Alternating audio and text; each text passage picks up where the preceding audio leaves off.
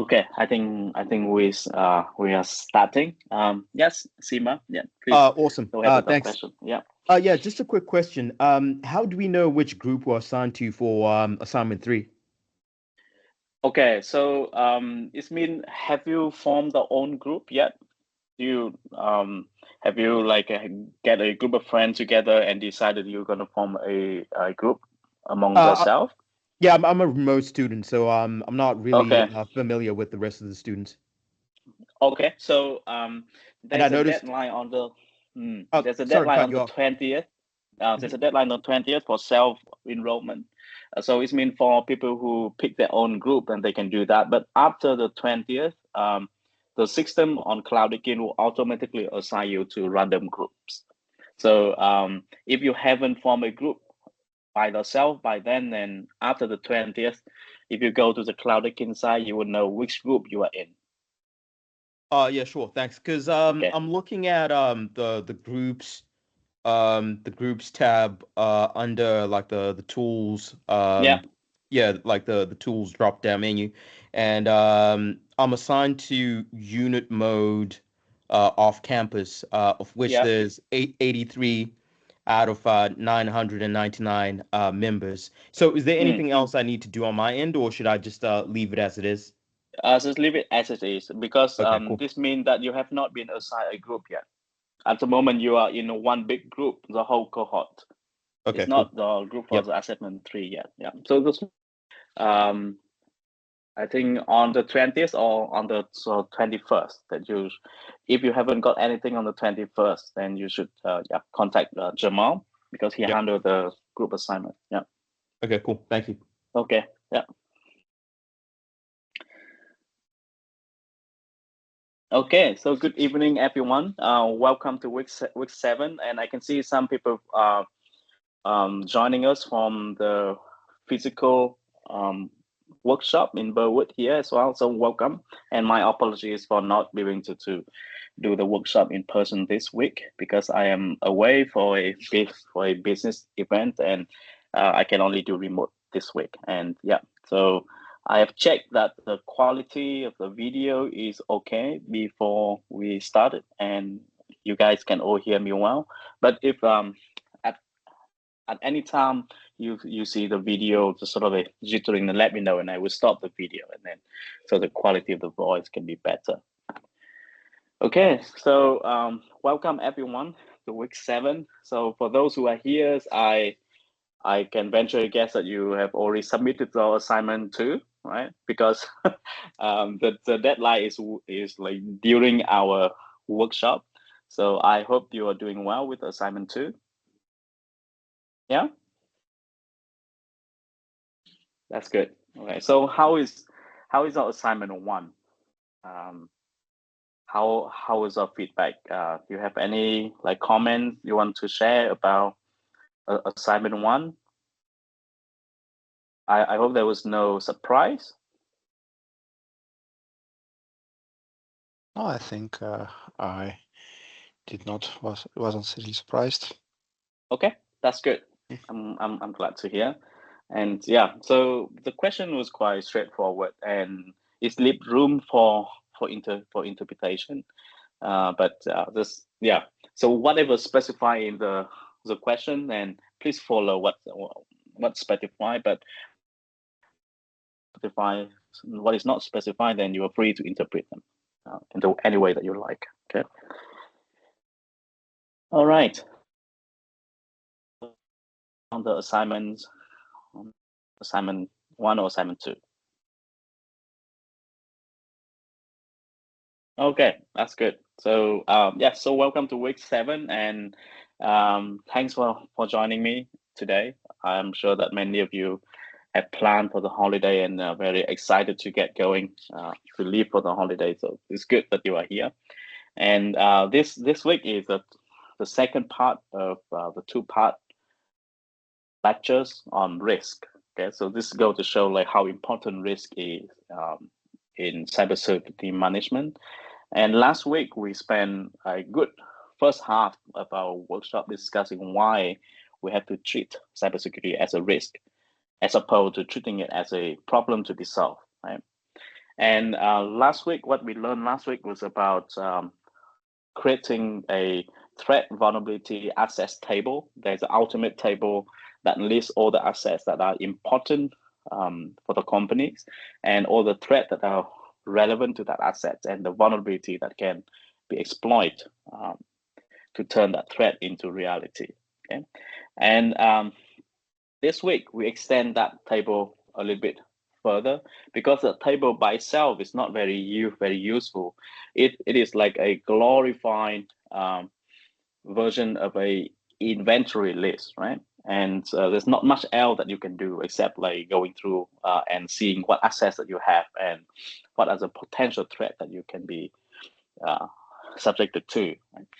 But this week we're gonna give some numbers into those rows in the column, right? We're gonna give some. We're going to associate each asset with some risk, with some numbers, and that number is very useful because you can use it to prioritize what is important for you and what are the solution to deal with that risk. Okay, and some of the risk is too high that like immediately, not too high, so you can just wait a little bit and just cross your finger that bad thing will not happen. And some of the risk, some of the assets in that table, the risk associated with it is too low that you can just safely ignore them. Okay, but before you can make those decisions, you have to do like risk evaluation. You have to attach some number to it. Okay, and this lecture, the main content of this week is about giving some meaningful number to that risk, to the assets. Okay. So in this week, we go back to this case study of the Metro Geelong again about this company that I suppose based in Geelong, and we spent the second half of the workshop last week discussing like the assets and the vulnerability and the threats. Right? So I will not go into detail of what this company does on what asset it has. Okay. All right. So taking that case study, now let's take a look at risk. Okay? And last week we have a definition of risk as the likelihood of a threat turning into real attack and causing some business impact. So there's a few important terms, but I think the two most important ones are likelihood and impact. Okay, and I mean, we don't want to stick to a very detailed, very precise mathematical definition of what risk is, and in practice, people like can use a more simplified version of risk, and you can define risk as or using this formula, which is a product of likelihood times impact. Right? So the likelihood is like what is the probability of the attack become reality, and the impact is like how bad it is if the attack actually happened. Okay, so this is like very broad, very like simplified definition of formula of risk. And even in this simplified version, there are two important terms you need to give some number to. Right? If the ultimate goal is to give a number to the left or to risk, then you have to be able to estimate the likelihood and to estimate the impact. These two tasks we have not done last week, and this week is a week that we're going to give the number to both of these terms. Okay. All right. So given this formula, which makes sense, so one way to interpret, or one simple interpretation of this formula is this, right? So how to calculate risk is, I think this one is in the book called Principle of Cybersecurity. No, Principle of Information Security. And in that book, they define risk as the likelihood of the occurrence of a vulnerability multiplied by the value of the information asset minus the percentage of risk mitigated by some control plus uncertainty of current knowledge of the vulnerabilities. Okay, so this is a this is a formula that captures this definition. So we have AV, which is the value of the asset, times L, which is a likelihood, for some definition of likelihood. So this is the value of the asset, right? Minus what can be mitigated by current control, where C is the effectiveness of some control, and time AV time L, which is like this subtraction here gives you like what's left, right? What the control can insure you. So the subtraction here is like what's left of the risk, and plus some uncertainty. Some uncertainty here is to account for the fact that you don't know whether all of these numbers are correct or not. Okay, so there's an example here to illustrate how you can use this formula. In this example, we have an asset with a value of 50. I don't know, there's missing some unit here, so we can assume that it's $50 US dollar, and it has one vulnerability, which we don't know what it is, but it has a likelihood of 1. This means that it's surely going to happen. It's certainly going to happen, and there's no current control for that. And the assumption behind those numbers is only 90% accurate. It means that you're sure that the value is this, and the likelihood of the vulnerability is 1. So plugging this number into this formula, then you can see that the risk is about 55, and the problem here is even bigger than the value of the assets, is because there's no control in place here. Okay, so this is one formula of risk. So what I want to do now is actually to pause here and ask you to reflect on this formula, compare this with this. Okay, so the formula in page 4 say that the risk is a likelihood time impact. The question is, do you think this formula is actually like good enough to reflect the relationship here? I mean, do you think that this formula is detailed enough, or is there anything wrong with this formula? I think this is a better way to phrase this question. Do you see any problem with this formula? Is this like very easy to compute, or whether it's like fail to capture some information from this formula here? What do you think? Because this is only one simple example of a formula that calculating risk, right? And of course, we will not start with a one that is complete yet. So the question here is, what do you think is missing from this formula?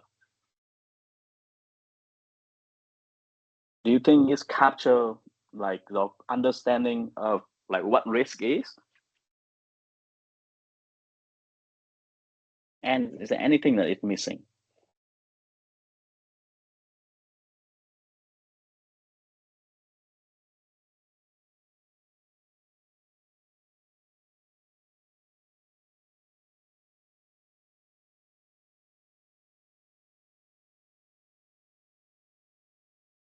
What do you guys think? I mean, if you think that is good enough, then yeah, then say that too.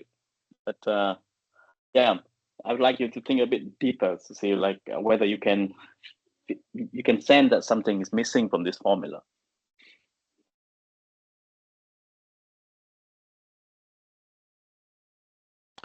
Well, it looks to me like all of them are unknown variables except the value. Except the value? Yeah, the value is kind of known, or at least can be estimated, but the rest, likelihood and accuracy, kind of it's hard to calculate.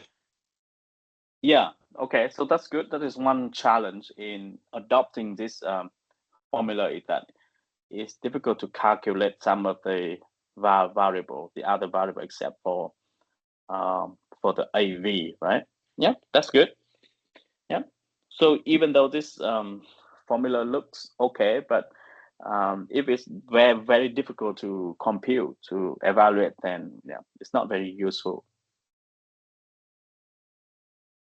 But do you guys think that this formula sort of like capture the what we call the impact here? What is the impact here? Is like what does it capture? Does it fully capture what we mean by impact? Is there any of these variables? I mean, are there any of these variable or combination of them that can capture what we mean by impact?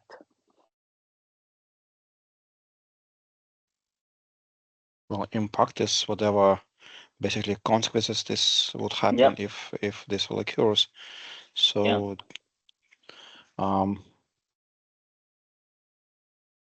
so do you think it is represented here in this formula? I guess in a way it can be said it is. Not sure if that's the best way to show it. What term of this formula do you think capture impact? I mean, we see L here is a likelihood, right? But where is the impact? Impact is in this case financial, I guess, entirely financial impact of the on the business, which basically calculates as what will happen, like what losses would business suffer if this will happen. Yeah, so that is a good definition of impact, right? But my question is this captured by any of this variable here? Like what variable in this list capture impacts?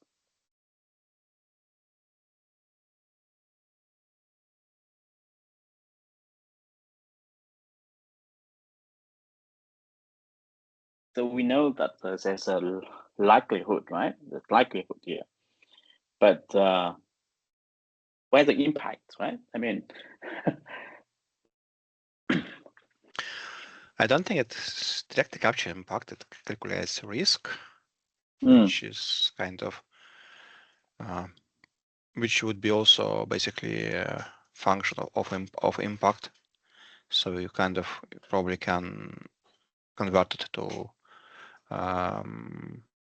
showing impact or risk.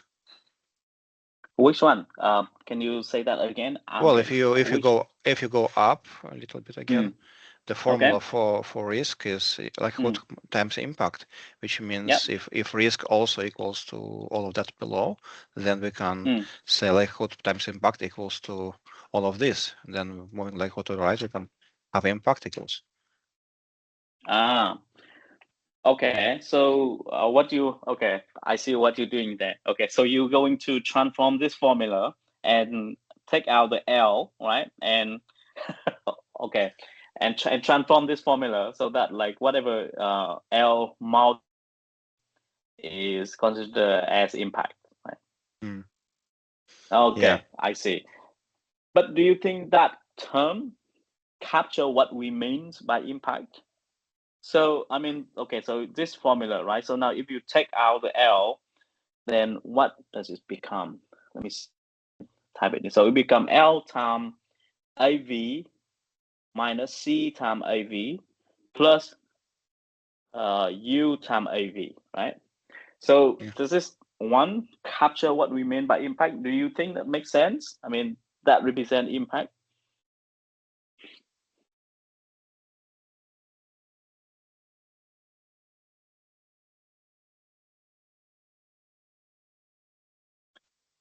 Because I think you mentioned earlier, which very good point, that the impact goes beyond the assets, right? It can be of course reputation, it can be legal, but is it captured by any of this term? No, it's not. Okay. There's only thing kind of given here is the value, and that's it basically. The rest is all kind of probabilities and. So I guess this is one of the I guess this is a limitation of this formula, right? It doesn't capture like the thing that we wanted to capture. Like for example, if we wanted to capture like legal consequences or like reputation impact, but it's not represented here, right?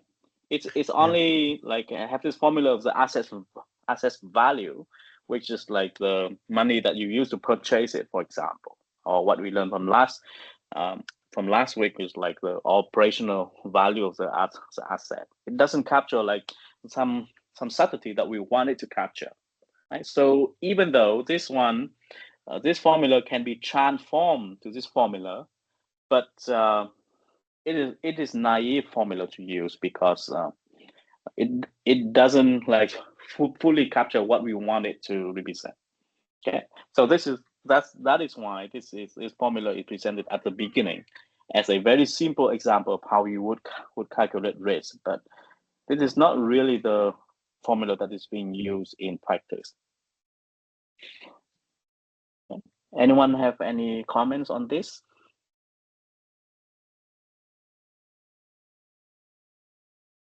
Okay, yeah, that's great. So let's move on. So now we know that this formula doesn't work, right? Practice. So how exactly are we going to do this? How are we going to calculate risk now? Okay, so risk evaluation. This whole process is about like computing that formula, right? So how are we going to do that? We're going to do that by estimate the likelihood of some vulnerability that going to be turned into real attacks, and the impact to the asset when that vulnerability was actually happen. Okay, and in order to do both of that, it's good to have a big picture of like the attack flow, like what we need to consider for an end-to-end risk assessment process. So in this picture, we see like how this attack going to play out. So life cycle of the attack. So we need to start with the threat agent, okay? And the threat agent going to use some threat vector to exploit the vulnerability. And this vulnerability can be stopped by some security control before it actually make any technical impact. And the business impact only follow after it make any technical impact, right? Because if there's no technical impact, or if the attack has been stopped by the security control, then there's no business impact to talk of. Okay, so if we want to fully evaluate risk, we have to consider all of this component.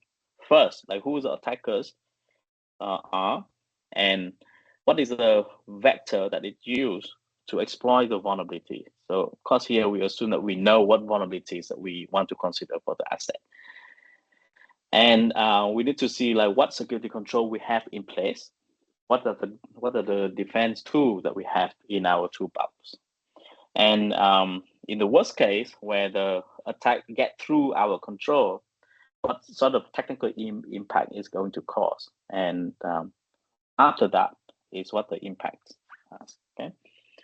So the likelihood of the attacks, the likelihood contain like this, and this, okay? Which is to estimate the likelihood term, the first term here, we have to consider the threat agent, threat vector, vulnerability, and security control. And to evaluate the impact of this, we have to consider technical impact and business impact. Okay? And once we have assessed all of this, then we can be quite confident that on our risk computation. And to illustrate how this works in practice, we're going to use this Foxit Reader vulnerabilities, which is discovered in 2019, I think, and it's allowed for remote code execution on the vulnerable machine that run this software. And at the end, what we want is to have this table. This is an extension of the threat vulnerability access table that we worked on last week again. So we want to have the asset name, and at the end we have to fill all of this column, and to give it the risk rating and the priority. Okay, so the first step is estimate the likelihood, right? The likelihood term. And remember the likelihood, to consider all of these four, right? So let's take the estimate, how we evaluate the likelihood of the threat first. And then we estimate the likelihood of the threat vector, of the vulnerability, and of the security control. So the first step is the likelihood of the threat. And to do that, we have to understand who the attackers are, who are the threat actor or the threat agent. And here are the list that give you some estimate numbers. There's some number that you can use. There's a few group of threat agent, hackers, insider threats, kiddies, nation states, organized crime, hacktivists, and competitors. And the number 9 is the highest likelihood, right? So it's the worst thing that could happen. Okay, if you give it the number 9, that is quite bad. And if you give it number 1, that is okay, it's not too bad. Okay, so the threat, each of the threat actor have a certain skill level, a certain motivation, and certain opportunities and size. Size means how many of them out there. Okay, so the bigger the size, then the higher number that you have to give to this column. Okay, so what you want to estimate the threat likelihood is to give a number to the skill level, the motive, opportunity, and the size, and take the average. Okay, so let's imagine that you identify the one of the top threat agent is hackers. Okay, so I think it should always be in the list. I mean, no matter what company that you're running, you always be targeted by some hackers. Okay, and somehow you will find out about this. Like somehow you found out the threat actor is a hacker, and you will be given this table. This table is produced, like given to you by some like standards or some organization or some company that do risk assessment, right? And they would give you this table like this. And for example, the threat likelihood rating table, you would if it's the skill, based on the skill level, what number that you're going to give it. Okay, and based on the motive, what number you're going to give it, opportunity and size. And we identify the threat actor as a hacker, right? So it can be any anonymous internet users. So it means that anyone out there can be the attackers. It means the size is really big, and that's why you give the number 9, right? Because you consult this table, you see that okay, the number of potential attacker to the system is like any anonymous internet user. So that's why you give the number 9. And the next is a skill level. You are not sure like what skill level the hacker will have, but you make a good estimate, and you see that they have some technical skills. Okay, you do not consider like a hacker with the advanced skill, because, for example, you can assume that the business value is not too big. That is why you don't consider a very advanced group of hacker. So you make the assumption that the skill level of the attacker is only some technical skill. So you give it the value 3. Okay, and the motive, you give it the value 4, because from the experience you see that only some the hackers are only after some assets in the like some amount of money, some amount of reward in the system. That's why you give it a value 4. And the opportunities, the judgment is that the hacker will need some special assets or resources to carry out the attack, and that's why you give it the value 4. And once you have all of this number, you can compute the threat likelihood as 5. Okay. Right. So this is how it works. Given, I mean, here's a big assumption here that you have to assign the value to each of this column correctly. Okay. So somehow the assessment of the size have to be correct. The assessment of the skill level of the attacker have to be correct. The motive has to be correct, and the opportunity has to be correct. And here is another example of this threat evaluation being very subjective. Right? It's really based on the expertise of the one who's doing this risk evaluation. If you make a mistake on this, then the number would be wrong. It's like garbage in and garbage out, right? So it's very important that this is done by people with some expertise. The formula is very simple. I mean, it's the question of whether you give it the correct values or not. Okay, so that is a threat likelihood. Next is the vulnerabilities. Okay, the vulnerabilities. Again, you use similar table, but with different columns. Okay, with different columns. And again, for each column, you keep the value from 1 to 9. 1 being like, okay, 9 being like the worst thing that could happen to you.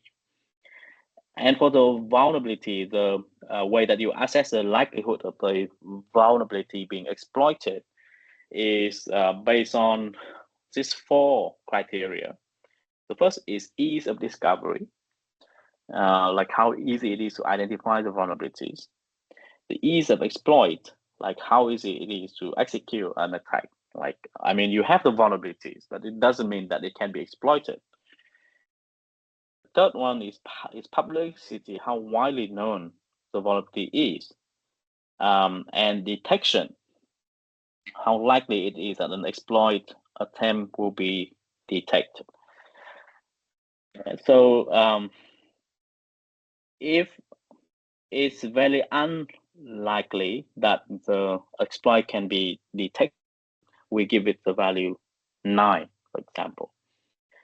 But if it is very easy for the vulnerability to be discovered, then you also give it the value 9. But if it's very, even though the discovery is very easy, but it's incredibly hard to exploit, then you can give it the value 1, for example. Yeah. So what is interesting here is now looking at these 4 criteria, what I want to ask you is, do you think, I mean, how can you differentiate between the publicity criteria and ease of discovery? What is the difference between these 2 criteria? Are they similar? I mean, from the look at it, it's quite similar, right?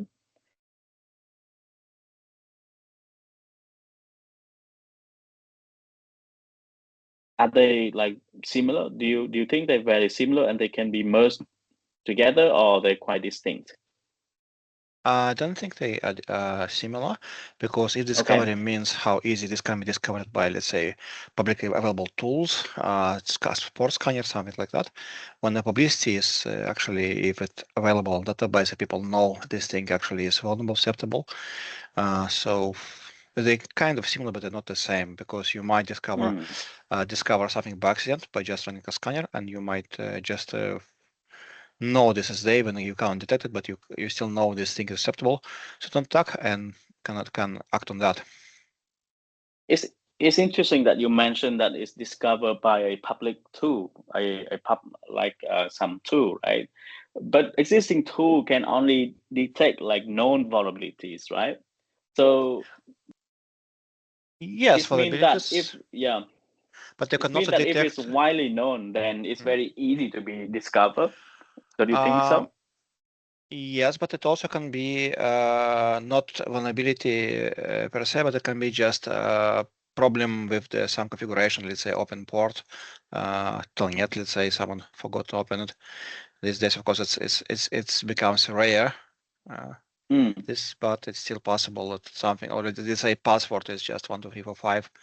So kind of this can be discovered easy, and there's no need to be publicly known. It's just kind of common knowledge that these things happens.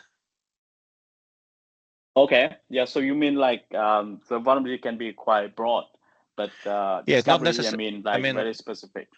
I assume vulnerability is some flaw of the software or the hardware which can or cannot be fixed. When sometimes it's actually just can be a misconfiguration or let's say a human error, and this even the best software hardware cannot be protected from that really because people make mistake. I see.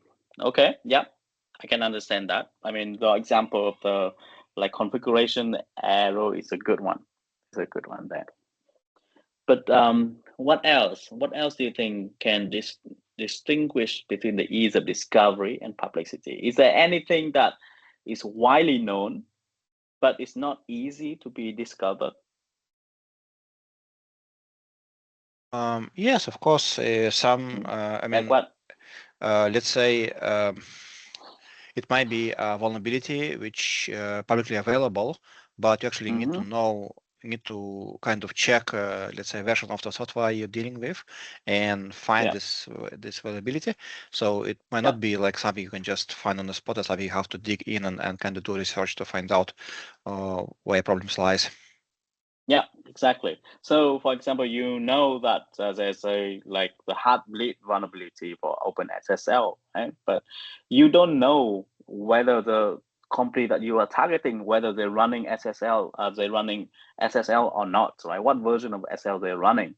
So, if they are a completely black box to you, then it's very difficult to discover the vulnerabilities, even though you know that the software should have some vulnerability somewhere.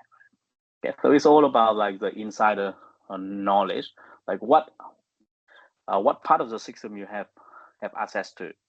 If you are an insider, then I think the easy discovery and the publicity is very similar. But if you are an external attacker, then I think it's, the story is a bit different, right? So yeah, so that's why I think this makes sense to separate these two. Okay, so again, using this 4 criteria, you will give it some number. For example, ease of discovery. If it's practically impossible to discover because you don't know what software is being run, for example, then you have to give it 1 because it's mean that it's good. It's good for the defensive side, right? But if the vulnerability can be discovered by automated tools, like anything that you can download off, like some fuzzing tool that you can download off the internet and run, um, then then you are in big trouble. That's why you have to give it the value 9.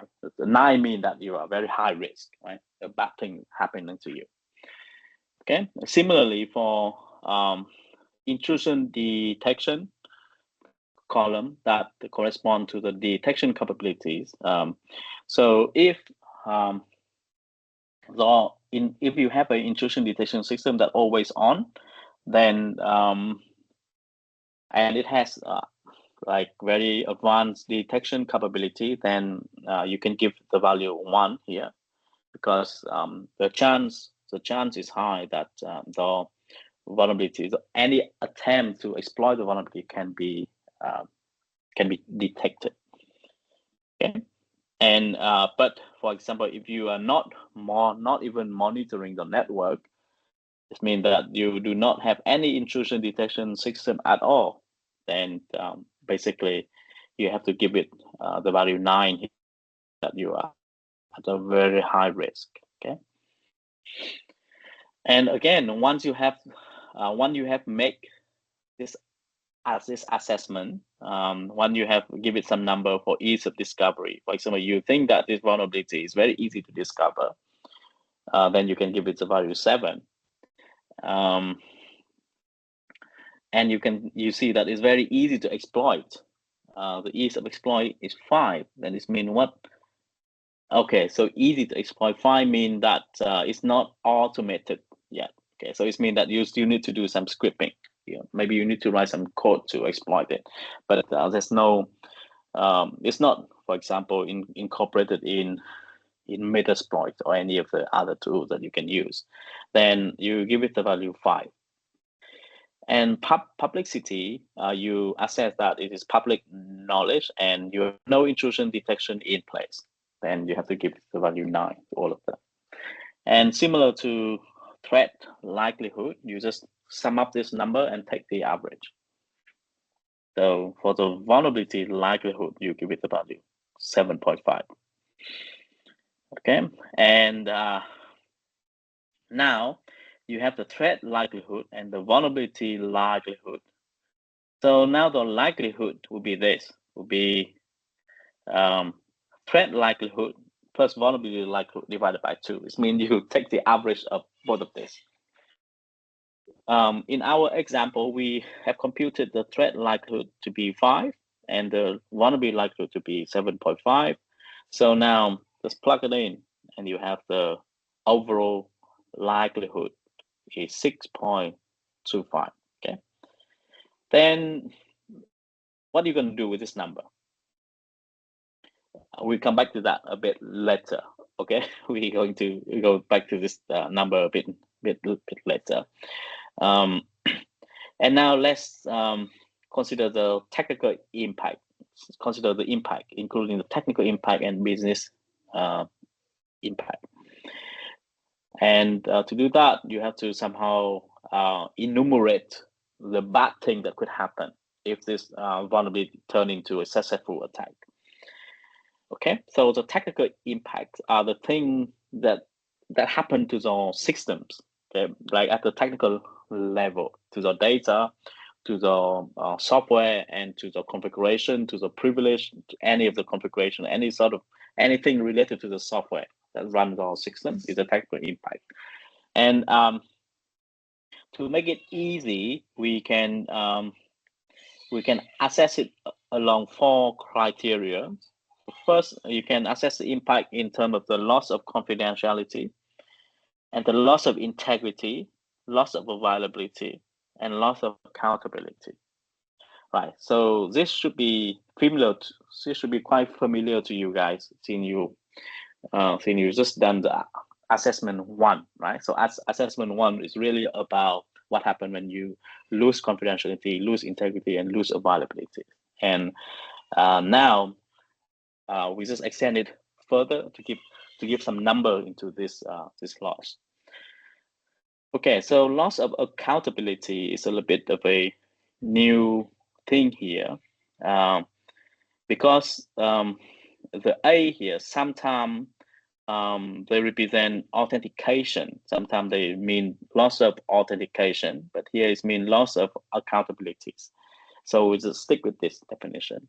So the loss of accountability means that whether we can chase the action of the individual or not, whether we can sort of like maintain the integrity of the logging system.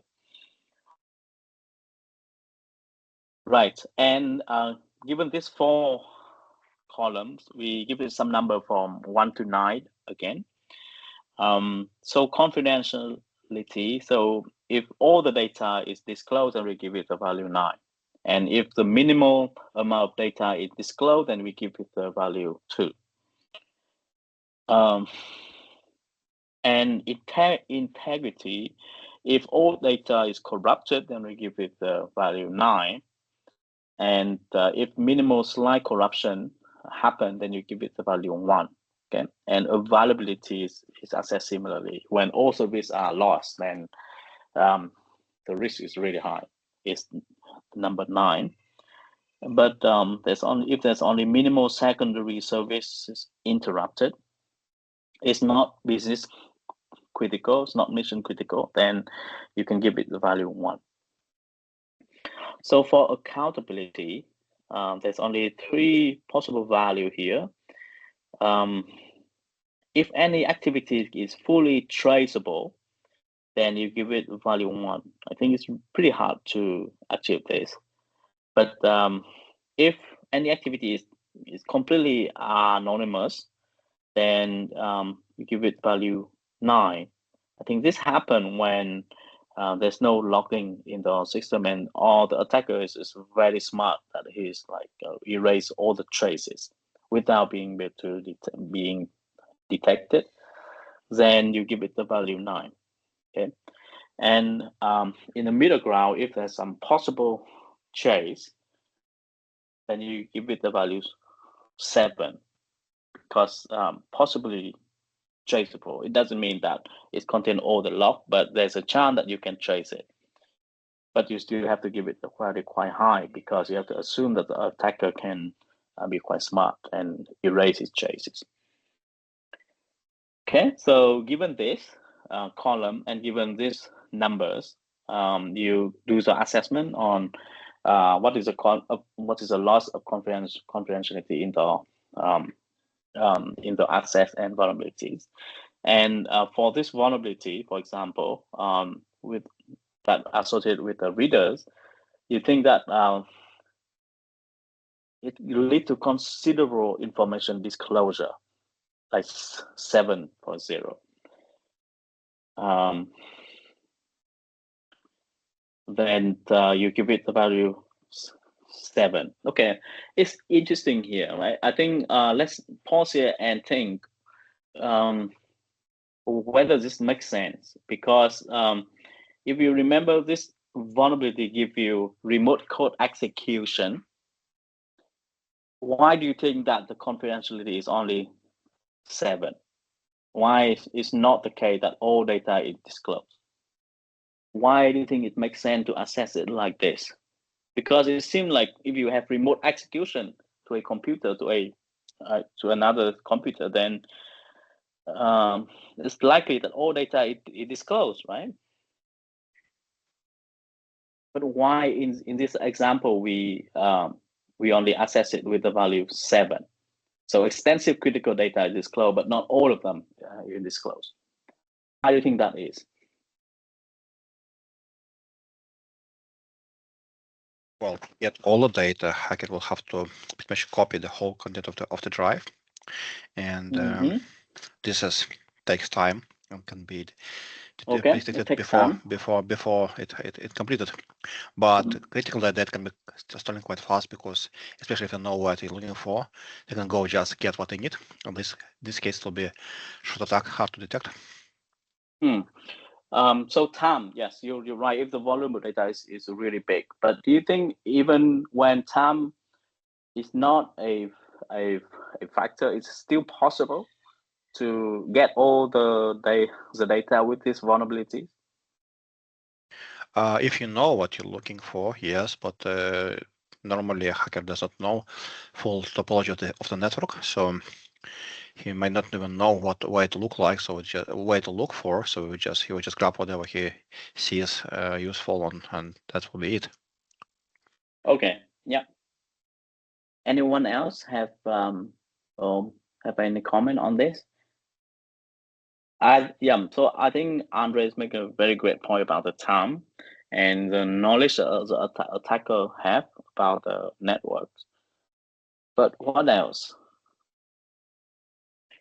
Remember this in our scenarios. Let me go back to very early. This one, right? So this software is running at the where is it? At the workstation. This software is only running in the workstation, right? So even if the attacker get like full remote code execution on the workstation, does it mean that he has full access to the network? That he can just go and then grab any data he wants? Yeah, of course not. Of course not, right? It depends. There's too many factors to kind of to say what will happen. Yeah, but gain access to the whole network from only one workstation is hard. Yeah. But again, it depends on what shape as other network is. Maybe it's everything open, everything is just password 1.2.5. In this case, it would be easy to hack. So, but I mean, nothing is guaranteed here, so I guess that's why it's not full data. Okay. Yeah. Okay. Yeah. So that's a good point, and I fully agree with that. The problem here, the reason why we do not give it the rating of 9 is because even though this vulnerability can give the attacker remote code as like execution, but the code that he can execute is not have the full privilege of the admin person. It's only of the user who run the workstation, right? So even though that the attacker can do anything that the user can do, it doesn't mean that the user will get access to all of the data of the company, right? It's really depend on the profile of the user. So that's why it is reasonable to give it the value of 7. It's quite high already, but it's not like the end of the world. Like the end of the world is 9 here. But in this case, it's reasonable to assume that not all data will be lost. Okay, so integrity, you say that modification of some system file or information is possible, and it's only give you, it's only give 1. Do you think that makes sense here? Do you think that is a fair assessment? Given this vulnerability, is this a fair assessment? If it's only 1, it means that minimal slight corruption only. Well, again, if we assume it doesn't hack the whole CRM and only hack the workstation, there are 500 of those, so it's really doesn't make much impact on the whole business. But again, this what I'm kind of puzzled here, because attack doesn't stop when this happens. It will continue, and we cannot estimate the damage until it will fully kind of resolve itself. I can't say what will happen after again access to network, because I assume they will probably be getting could slowly get more and more credentials in different scenarios. They could start taking people, kind of fooling them, trying to pretend they're employees, for example, and gain permissions, gain some access level increase through that, because now we have access information, so we can pretend to be an employee. So this attack can have really serious consequences if it doesn't stop, not detected, not stopped quickly. If they kind of sit in that system for months and no one disrespects a thing, they can do lots of damage. Yeah, I think, yes, I'm quite puzzled with this assessment too. I mean, because if the attacker got like remote code execution and he can do whatever the user can do, then surely he can cause more than just slight corruption to some file. Right? He can actually just delete all the important file in the computer, in the workstation, and bring it down. So it's interesting that it's only slight corruption here. But I guess this is an example only. You don't have to take this as a ground truth, like at the correct assessment of this in this integrity, right? So it really depends on how you see the loss of integrity, how important it is to the business. And yeah, so as Andre said, you can make some assumption as about the attacker or about the nature of the workstation where this attack take place. And if the file that is being deleted or corrupted is not very important to the business, then yeah, so you can give the value 1. But I think you can be a little bit more conservative than that and give it the value a bit slighter than 1. Right? At least you have 3 here. 3 here. You should not give it the minimum. It seems like it doesn't do much. It's like a disk failing, for example. Then you can give it 1. But if it's actually actively being done by the attackers, then I think it's reasonable to give it value 3 rather than 1. 1 can happen if disk fail. And for the availability, you give it the it's showing this example that it is given the value 5 because there's a reduced performance of interruption in resource availability. Yeah, again, this is purely subjective. You can give it a different value, but you have to give a good reason behind that. Okay, so here this way is confusing. It's authentication. Yeah, authentications here. So yeah, I think there seems to be a mistake in this slide here because again here is authentication, but what we're talking about here is accountability, right? So I think there's a mismatch in the content here. But let's assume that is accountability. And the reason why it's give 9 is because there's no logging in the system. There's no intrusion detection system in place. That is why there's no attribution of what happened. And the value is given is 9. Okay. And once you have all of this number, you just take the average and you have the likelihood of technical impact. No, the impact, the technical impact, not the likelihood. Okay, so once you have the technical impact, you have the next step is to assess the business impact, and the way to do it is to follow some criteria, right? To give some number to different criteria, and the 4 criteria we have is financial damage, reputation damage, non-compliance, and privacy violation. They are very important for the business. Okay. Financial damage is very easy to understand this. Reputation also easy. Non-compliance, quite easy too. But interesting in this table, if you look at this, no legal issue, and it still give it the value 2. Why do you think that is? It's like it doesn't break anything, right? It doesn't break the law. So why does it still have value 0, value greater than 0? I mean 2 even. It's not even 1. Why do you think this is given the value 2 here? Is there a mistake, or do you think there's some reason behind this? Well,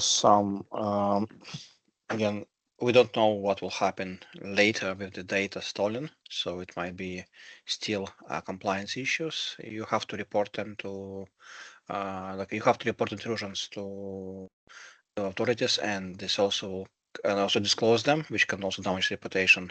So I guess even if there's no legal issues, it still creates compliance issues. You mean for the future? Yes, future, for the business. I mean, at the very least, business has to disclose this happened and kind of announce his partners or clients that the data might be compromised, and that already would damage reputation a little bit or damage some trust. So this would be still a damage even if there's no law having broken with that.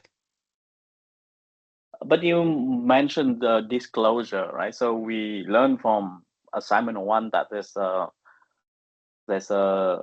data there's a breach the disclosure law, right? So yeah, it seems to be like if you don't disclose that you have been breached and you are breaking the law, you are not complying in that case. So there is even if you right? Even if you disclose, if you are fully compliant, you still inflict some damage with that to your clients because they now know that your system can be trusted fully with security. And some of them, especially if it's a financial business, some of them this might be a red flag and kind of they would consider changing the business, for example. Okay, yeah. So I think the argument here is that this compliance is quite like I mean, it has a complicating relationship. It's not quite independent from reputation. It's not quite independent from financial or reputation, right? So even though there's no legal issues, but because it may cause some reputation damage, so that's why we give it value 0, 2.0. Yeah, I think it makes sense.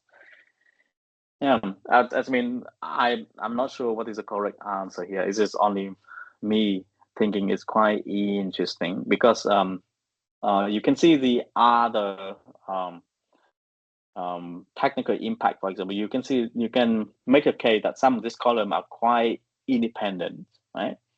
But here, yeah, I think financial reputation are very like closely related. And it makes sense for privacy as well. Privacy may be related to financial and maybe related to reputation. So any of these things can be related to reputation too. So yeah, that's why I think many of this one does not have the value 1, even non-compliant and privacy. And it's interesting here that they said that when the privacy is only one individual, then you give it the value 3, right? But this one individual can be very high profile, and in that case, then this number might not be entirely correct, right? So I mean, so privacy here is like they cover in very broad stroke, where you count the privacy impact by the number of users that got impact. But I mean, there could be some argument against this number. It's not. Remember, this table is only a guideline, and each company might have a different table. Different company might give the value 5 to one individual, or even 7 to one individual, because like the breaking of the private individual is bad enough.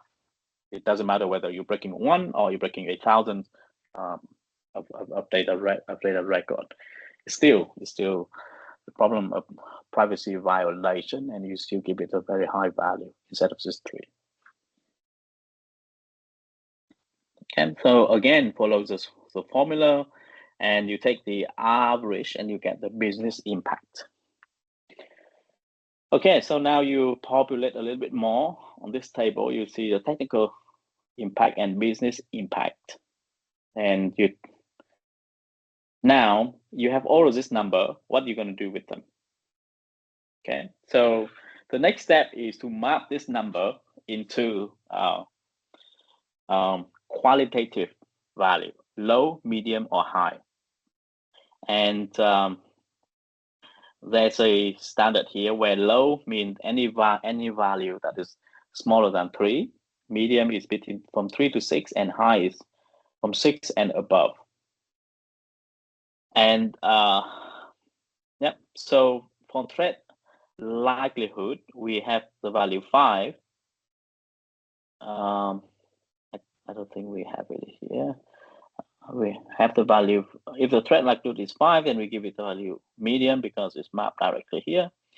Vulnerability is 7, then it's high, and the impact, again, this is a mapping of this value into the range, right?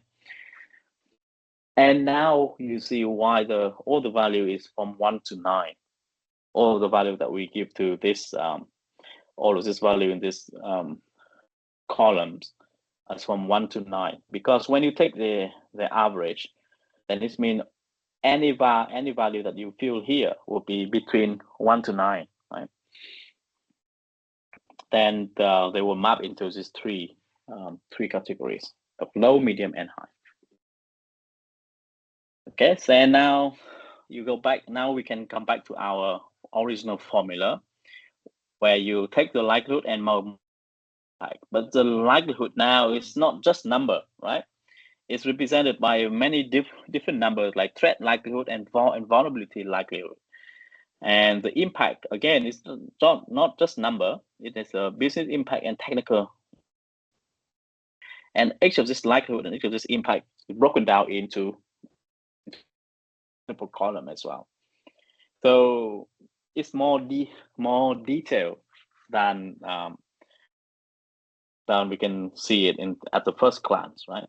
It's not just number. It does not come out of the thin air. We have to do some work to get that number. Okay, so this is a formula, and now after we have this qualitative rating, we can multiply them together. Okay, so anything that have high and multiply, high times medium is high, and high times high is definitely more than high, which is considered as critical.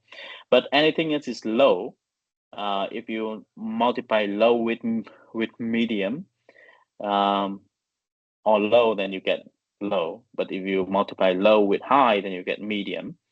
But when you multiply medium with high, then you have high. Okay, that makes sense. And I guess this question was asked during the lecture as well, on even though you see in this example that both of the technical severity, business severities are high, why is the overall severities medium, or the overall risk is considered as medium? Does anyone remember the discussion yesterday? Why is that? Well, only Andre and Simba left here. So I mean, what do you guys think? Do you guys remember what Jamal was talking about yesterday on why we pick medium only? Even though from this formula we are high. Now, unfortunately, I didn't attend yesterday's lecture, so okay. I wouldn't have a clue. Do Yeah, you, so I'm just trying to catch up. Care to venture a guess? Do you mean like why do you think that this company will just give it medium instead of like high? I wouldn't have a clue, to be honest. Okay. Yeah.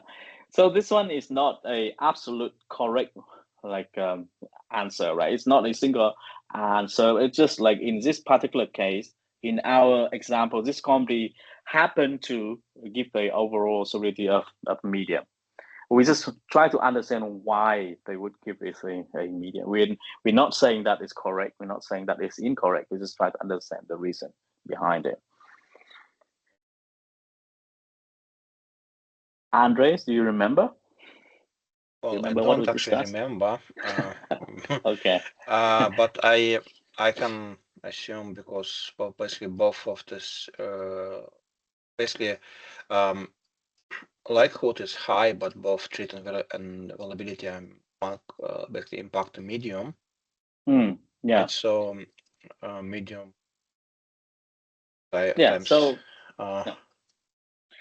So it looks like this company care more about the impact, right? So I mean, like to them, even if it's happened with certainty of 100%, then it still have a medium impact in the business, and that's why they consider it as medium only. Even though the formula, the correct formula is high time medium is high, but like they still interpret it as medium because they care more about the impact than about the likelihood, right? So yeah, so here is another example to say that this risk formula is really it's open for interpretation. Different business might interpret this formula differently. So for us, for many companies, they might just assign the overall severities as high, like follow this formula strictly.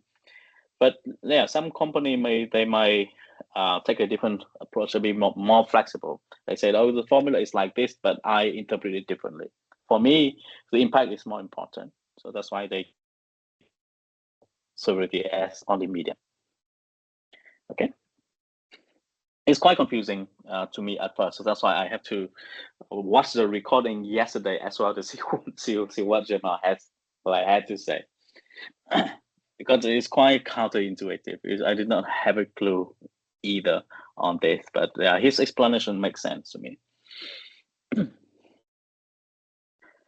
Okay, so once you have this, then you can populate another column as risk rating.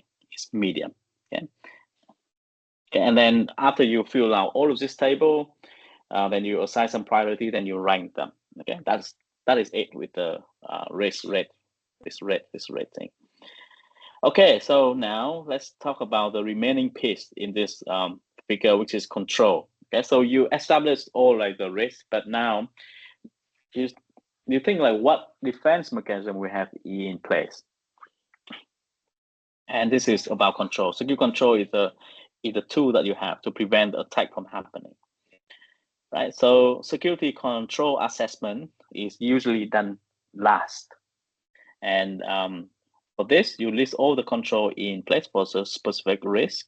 And somehow you have to determine whether this control is good enough. Okay. And here, there's no guide on how you would do that.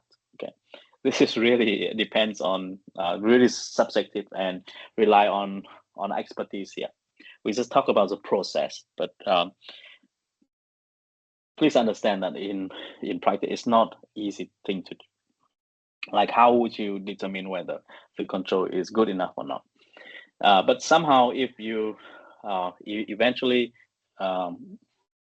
did it, then only 3 outcomes at the end could come out. So first one is fully managed. You think that the control is really effective. It's like patch up all the vulnerabilities. There's nothing, the fully control the vulnerabilities.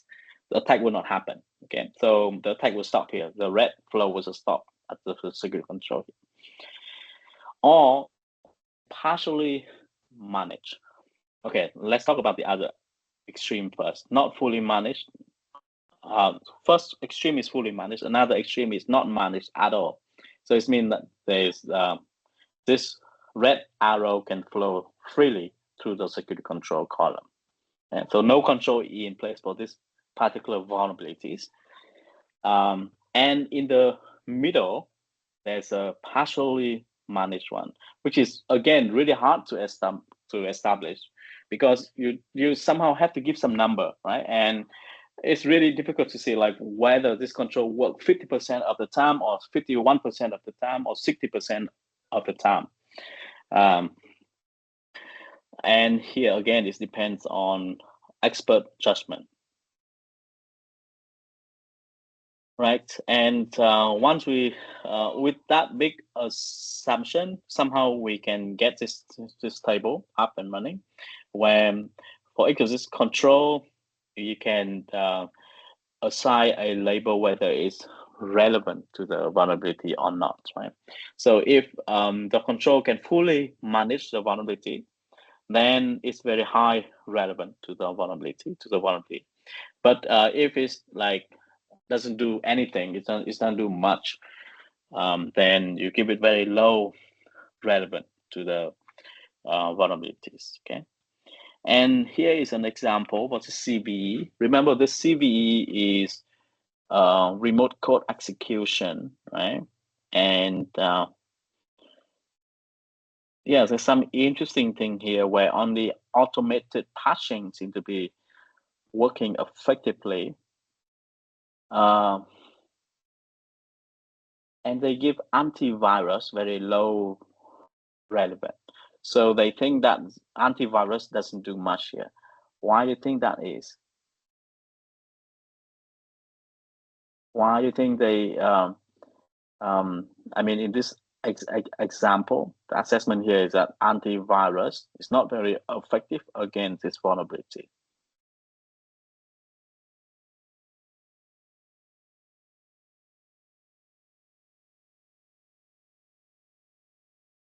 Really good question. If that's a worm, it's supposed to stop it, because you can write custom worm if you know what you're doing for. Yeah. But even how then, about hostbase firewall then? How about this? I mean, yeah. So I agree that antivirus is. I think it's questionable why they give it low relevance. But do you think it's reasonable to give hostbase firewall low relevance here?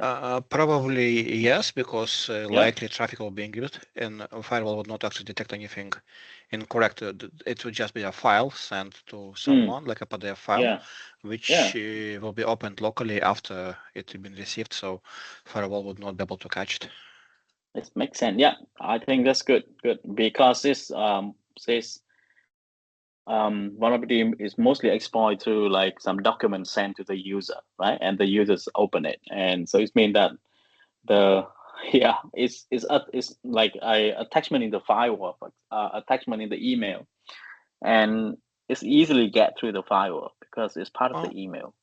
In terms of the antivirus, I mean, yeah, I would assume it will stop it, but actually I saw myself a situation when the person opened a PDF attachment thinking it was an invoice and got a locker on his computer straight away.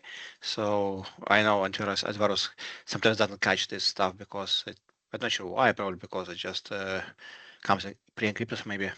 It can't find the signature. Okay. Yeah, maybe it's encrypted, but if it is sent as a normal attachment, then before you open any attachment, usually antivirus would kick in. Yes, but I mean this kind of threat, it's a PDF file with embedded virus in it, which exploits this particular vulnerability. So if you open it on any other PDF reader which doesn't have this, probably just see a normal legitimate file, right? So the signature of the virus probably is encrypted inside. Maybe some little code which can actually expand it using the vulnerability. So yeah, still antivirus probably should pick it up normally, I would assume, but I saw this did not happen, like almost live, because the guy was working in our office. So I know the possibility is more than zero. Okay, yeah, but it's I agree with you. It is quite strange that it's allowed only like low relevance here. But why do you think that cybersecurity policy is it's quite effective here? It's not highest, but it's quite effective. Well, the policy should at least teach personnel that do not open attachments from unknown sources without scanning them first. And this probably never happened in this case. Yeah, I think so, because I think this vulnerability is exploited by like a document from an untrusted source. So if you have a education program in place, then you can prevent human from opening this, and that's why it's medium. And why do you think patching is very high relevant? Or like automated patching too? Well, in this case, obviously, this program was a long time patched before this vulnerability would be exploited. So if they would be patching in time, they would not have this problem. Yeah, I think so. Yeah, so that's why. Yeah, it's why the high priority is here. And but I think there's a discussion last week on how automated patching is not easy. It's not cheap solution to to implement, right? Well, in this case, it would be just I'm not sure actually if Foxit checks for updates itself, but I think it does. And in this case, it will patch itself. There's no need for elaborate solution. Okay. You mean the Foxit reader itself will patch it? Yes. It's not some centralized management system. And what comes to Windows itself, well, Windows was not the vector for this attack, but of course Windows 7 is out of support, but they still offer some security patches. I think even till recent there was something available. Okay, I think Windows is getting pretty good at this, so they would have prevent this a lot. I mean, but again, our example is Windows 7, right? So it's not very up to date. So this one was still very high on the list. Okay, so this is the control, and now the last step is to do cost benefit analysis, which is to pick which control to use. And again, this one, there's another formula that we can use, but take the formula with a grain of salt, because this formula is very easy to apply, but again, to have the input, the meaningful input to this formula is a completely different question. Okay, so again, garbage in, garbage out.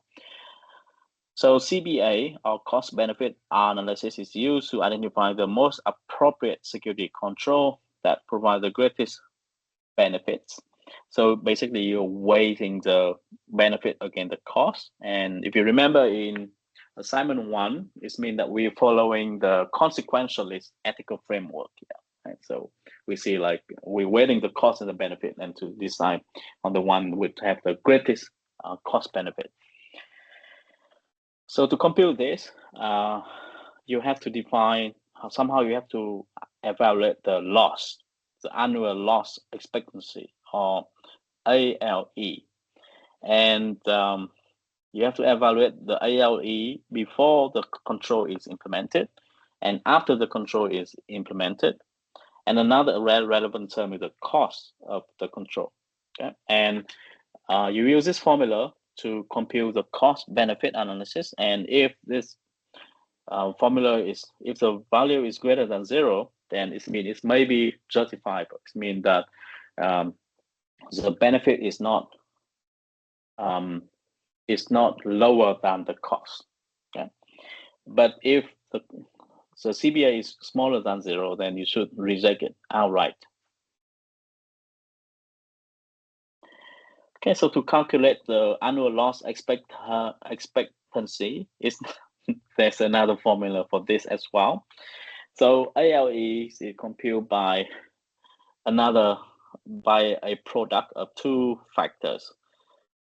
The first one is single loss expectancy. So it means that what is the cost of this happening once, like the impact of it happening once, and time the number of time that you expect it to happen. So SLE time ALO, right? And again, you need to expand the SLE even further. The SLE is basically the asset value times the exposure factor, right? How you determine the exposure factor is anyone guess. Again, we assume that this value is given somewhere, okay? And then you multiply this value with the asset value to determine like the loss of the asset a single time, right? But if this incident happened multiple times, then you have to multiply that SLE with the number of times it's happened too. Okay, so here's an example, and we see where all of these values, all these variables are. Okay, so this CV again, if we say that is render the system unavailable for 5 hours. Remember the asset. Remember in the example, each hour the company generate $50,000 in revenue in sale, right? So for 5 hours, the 5 hour is the value of that asset is 50,000 times 5, right? So it means the asset is unavailable for 5 hours. So it means that you basically lose $250,000 in that duration.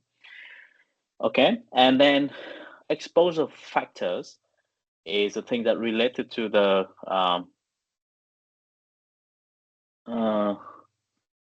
is related to the control, right? So here somehow the control would eliminate it about 95% of the time. I think, where is it? 95%, somewhere here. Okay, so we have the information that somehow this control would reduce the vulnerability by 95%. It means that you still have 5% left of the risk of the exposure. So that's why you have to multiply with the EF here is 0.05. Okay? And this term here in this bracket is a single loss expectancy. This the cost of a single time that incident happened. And you estimate that it happened 3 times a year. So you have to multiply it by 3. And at the end, you have the annual loss expectancy is $37,500. Okay, so this is ALE. And so the overall cost after the recommended solution is deployed is ALE plus the cost of the this solution. So we are given before that the solution costs $10,000. Oh no, $50 per machine times 200 machine. So it's about $10,000. So plus the annual loss expectancy is this. So $47,000. But the cost, if you don't apply that one, is $75,000 because not patching it, the cost of one incident is 250,000 times 3 is 750,000. So now the CBA is this huge number. Yeah. So any businessman of sound mind would definitely see that this is really good, really cost effective. Right? And because this value is greater than 0, so it would just deploy this patching solution as soon as possible. Does this make sense? This formula make sense? Yeah, it does. Okay, yeah. So all the in the information is really easy to apply this formula, right? But again, note that this number does not come out of thin air. Someone have to do all the work to give you this number, right? And that legwork maybe even more difficult than just applying this number.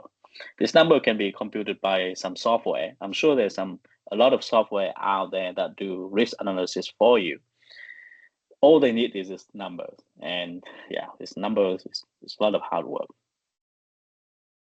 Okay, so I think I will skip this one and go straight to what we should do for the workshop this week. I think just you and me, Andre. So I think plenty of time to discuss here. I think there are 3 tasks. The first one is continuing from last week. It's about these scenarios again, and from the assets that we identify, then let's determine some of the risk and the impact, the risk, likelihood, and the impact.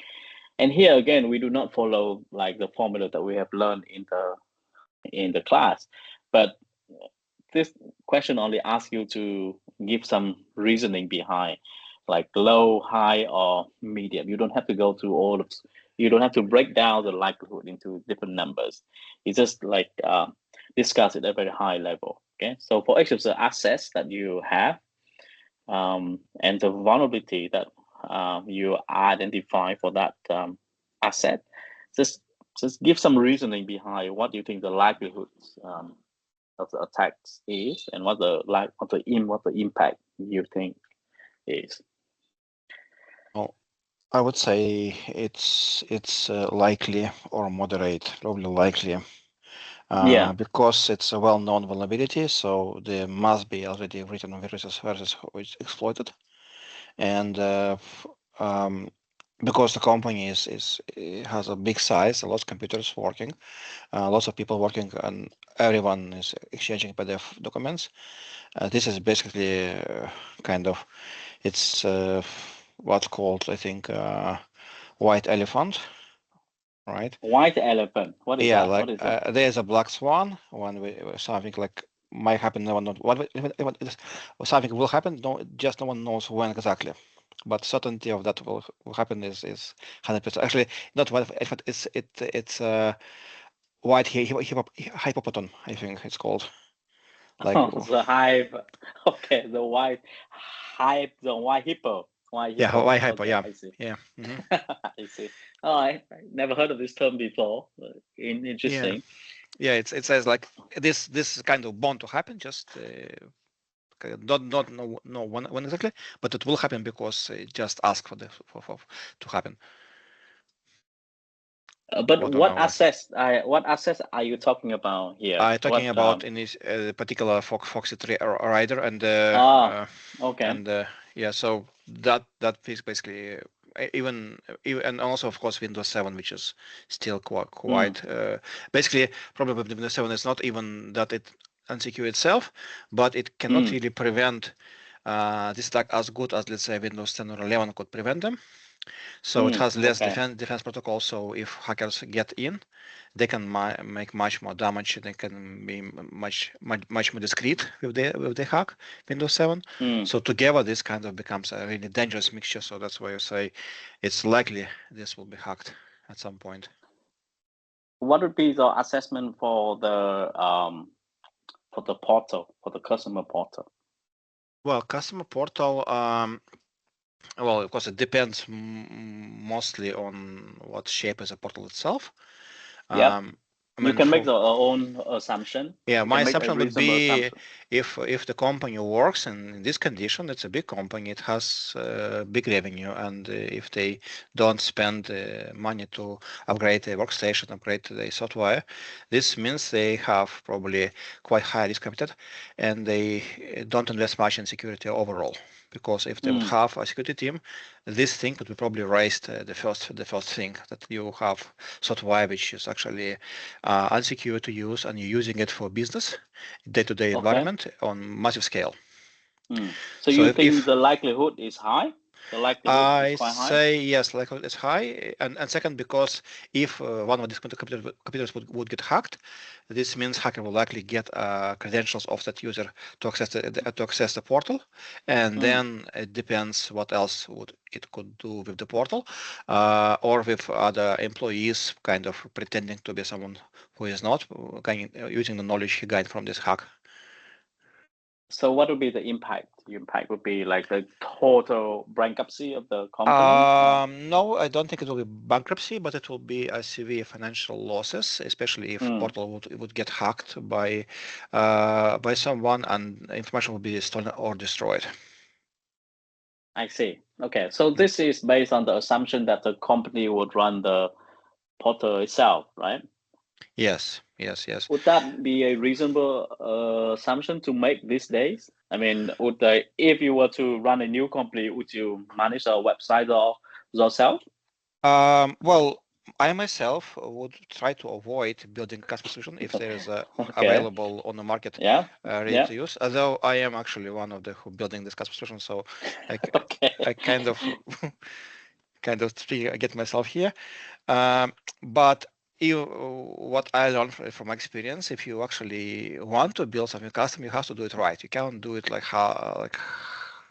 half lazy job, just kind of creating something that works, because business will grow, it will demand more and more, and eventually the solution will become unusual because it just never designed for this kind of load of this kind of environment.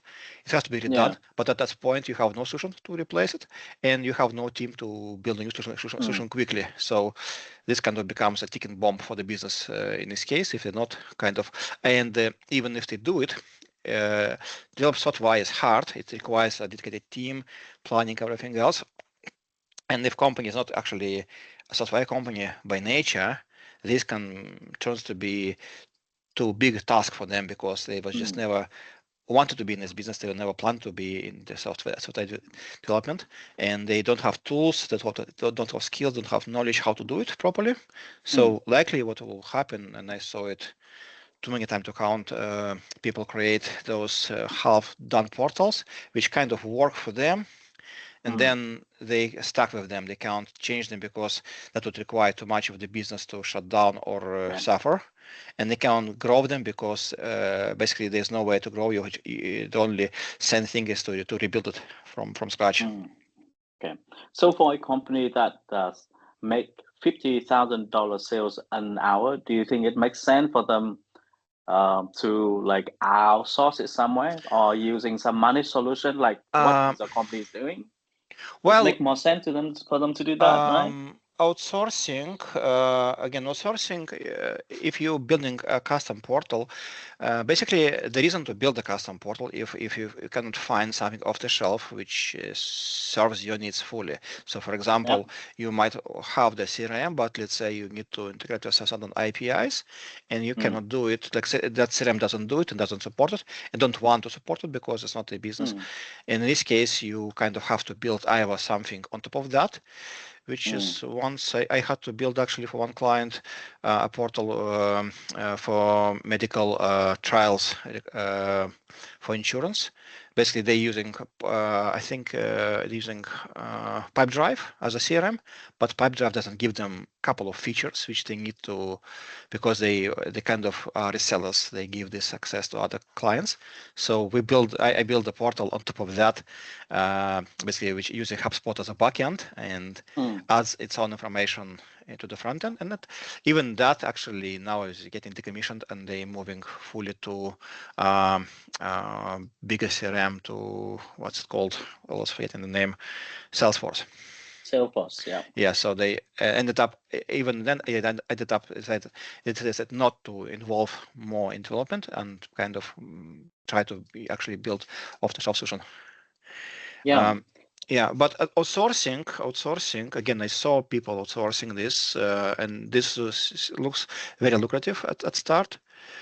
I don't actually believe that from my experience it actually is, because never I saw this project actually complete or be delivered in time, be delivered to expectations. Problem is that usually they just hire a offshore company, and that company basically bids with the price mostly. So they hire whoever's cheapest, and that means that company either doesn't deliver a good job or just start to shift the deal, secretly change developers, squeeze as much money from this deal as possible, and never actually deliver a solution, because they know as soon as deliver, people will quit, work with them and go somewhere else. So at the end, I saw a couple of times when people was building portals with outsourced people and ended up with solutions which was unusable, and they had to shut down after spending basically hundreds of thousands of dollars in one case. So if you want to do outsource, I would say you still have to, first of all, have your own design team. You still have to have your own CTO, your own kind of like management has to be. And also you have to kind of at least have two teams. So one who is outsourcing and another who's checking them also can be outsourced. And this way, kind of they two together fighting can kind of create something useful. But even, I guess all question to outsource some solution which actually critically important for business. I mean, if company makes enough money, I would say it makes more sense to build in house in this case, on like where you can control the code and control developers, and not because at least people would be having some stake in the business, and otherwise offshore people, they would just don't care at all about anything. I think maybe I use the word wrongly. I don't mean this as outsource as in the sense that you hire a software company to build a solution for you, but more of like using a managed solution, like a cloud-based solution like Salesforce, because this one is a typical e-commerce website, right? And I think Salesforce and our company, they have a like complete solution for this, and you just hire them. Yes, if there is an off-the-shelf solution which provides all the business need, then it makes total sense, and probably the best option to do would be to use them. And in this case, of course, you mitigate the risk, because that company is a big company and they invest in security a lot because they have lots of clients. So you kind of benefit from that. You benefit from their support team. You just and also it kind of becomes manageable in terms of the money, because you know how much you pay, and you only pay for the service, and you can predict that how much you're going to pay for it, and that's it. You don't pay for anything else. There's no sudden cost because you have to hire developers or something else. Yeah, so it means that you're saying that if they use a managed solution, a cloud-based solution, then the risk, likelihood, and impact would be very, very small.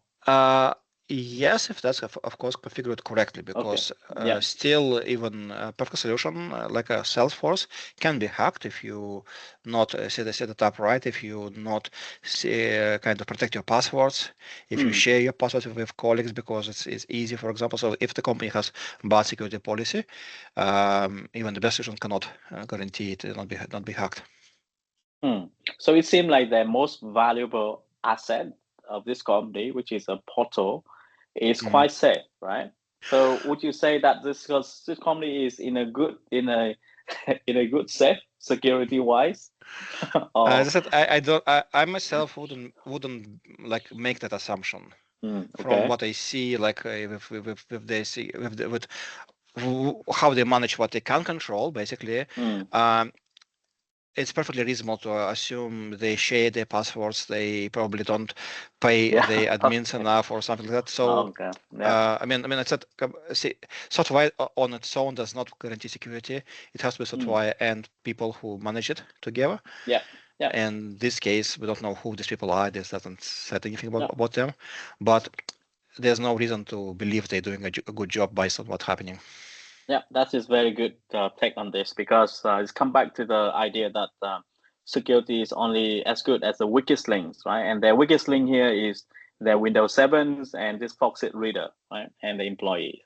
Yeah. So even if they ran Salesforce, even they configure the most secure way on Salesforce, they will still be in trouble, right? Yes, all attacker needs is to get some passwords, presumably, let's say, get the passwords of some manager, and he probably can do that by pretending to be someone, basically sending email saying, I am this and this, I need your password quickly because I need to access something. And that's a really simple attack, and it's actually tends to be quite effective because people tend to believe this stuff. Yeah, I mean, like if people exploit Foxit Reader to be an insider threat, then I mean, then there's always loss because Salesforce, they assume the users are trusted, right? Yes. I mean, when you log into Salesforce and Salesforce saying, okay, you have the credential, this means you must be trusted. Yes, unless cannot check who is. Unless those solutions, now I'm not sure whether they deploy multi-factor authentication. Do they? They do. Yes. I mean, yeah. Then that's maybe okay. And because I mean, but even that can be checked. Like I said, if someone has knowledge about the company, internal structure, names of the admins, managers, for example, and this probably can be gained from this hacked laptop. The rest can be just social engineering, and in this case, they can basically trick someone to give them the access, pretending to be a manager who is some way and has to quickly get access and kind of promise a huge bonus to the person who will help him to, and the person would oblige because he want to kind of be in good faith with the manager. So, and that's maybe all it takes, just one access, one mistake, and that's it. Yeah. Yes, I agree. I mean, it looks like the humans, the IT departments here are not very well trained to handle security like incident, right? Yeah. So I don't think they would have a strong like education on awareness program in place. Just because they even still running Windows 7. Yeah.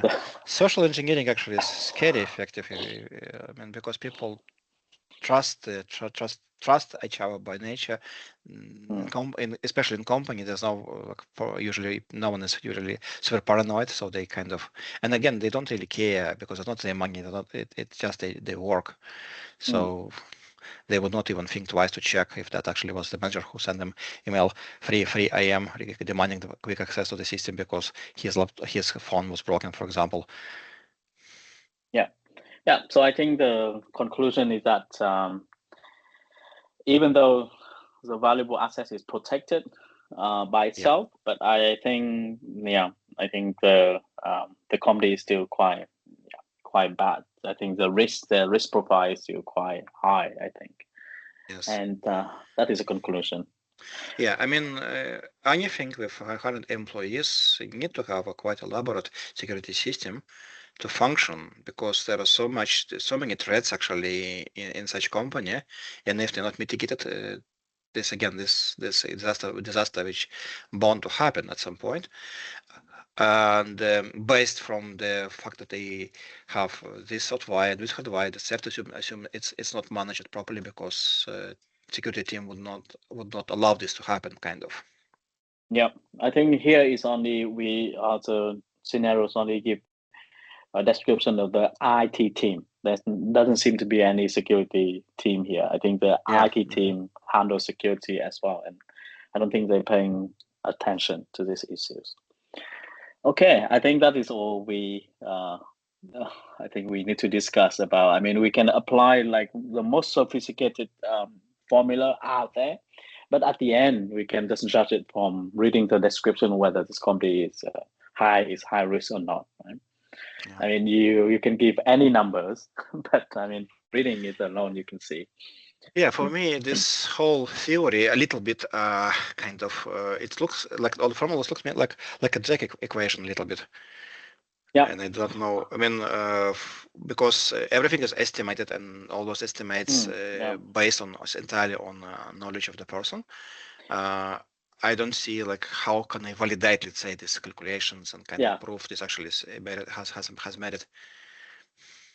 I don't think it's meant to be like strictly correct, but it's only a way to communicate it to the business people. Yeah, that's So probably like would work in this case. yeah. And I guess So if the company is big and they have those threats and they have incidents, they can reevaluate the basically estimates after next incident. Basically say, okay, we estimated this to be severe, but it actually was not, or other way around. And in this case, they can slowly kind of polish and create better formulas for themselves if they want to do it, of course, because this seems like a lot of work to calculate all of this stuff. Okay. Yeah. All right. I think we are out of time. Thank you a lot, Andre. Thanks for speaking with me. It's just a very good discussion, and thanks for sharing the experience working in the industry. Really enjoy it. Yeah. So have a good holiday, and I will see you have a good Merry Christmas. when we're back. Thank you. Bye. Yeah. Bye-bye. Bye.